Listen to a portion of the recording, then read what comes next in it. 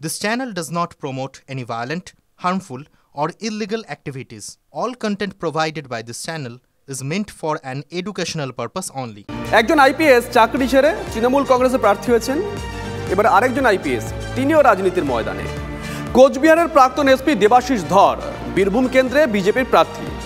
শীতলকুচিতে কেন্দ্রীয় বাহিনীর গুলিতে 4 জনের মৃত্যুর পর কম্পালসারি ওয়েটিংয়ে পাঠানো হয়েছিল দেবাশিসকে।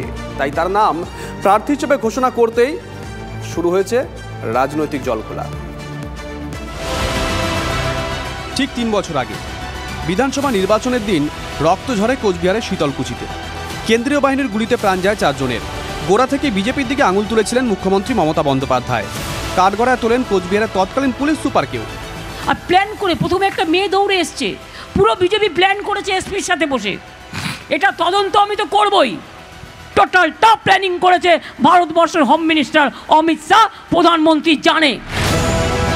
সরকার গঠনের পরপরই শাস্তির খাড়া নেমে আসে সেই পুলিশ সুপার দেবাশিস ধরের উপর। পাঠিয়ে দেওয়া হয় কম্পালসারি ওয়েটিংয়ে। সরকারের উপর তিতিবিরক্ত হয়ে সপ্তাহখানেক আগে চাকরি ছাড়েন দেবাশিস। শনিবার দেবাশিসের নাম বীরভূমে প্রার্থী হিসেবে ঘোষণা করে বিজেপি। কেষ্টভূমে শতাব্দী বনাম দেবাশিস। সেদিনের শীতলকুচির ঘটনা নিয়ে তৎকালীন পুলিশ সুপার কি বলছেন শুনুন। আত্মরক্ষার তাগিদে গুলি চালায়, এটা হচ্ছে ভারতীয় সংবিধানে বা ভারতীয় যে আইপিসি সিআরপিসি আমরা পড়ি তার মধ্যে তাদের স্বীকৃত পাওয়ার দেওয়া আছে।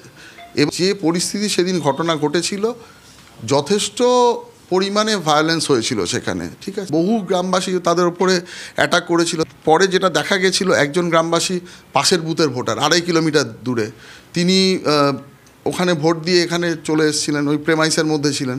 একজন বমের স্প্লিন্টার ইঞ্জুরিতে মারা গেছিল। সেগুলো কি করে সম্ভব? তৃণমূলের ভাষণে ঠিক উল্টো কথাই বলছেন দেবাশিস। তার বিরুদ্ধে দুর্নীতির মামলাও হয়েছে, তদন্ত চালাচ্ছিল সিআইডি। তা নিয়েও সরকারের দিকে আঙুল তুলেছেন দেবাশিস।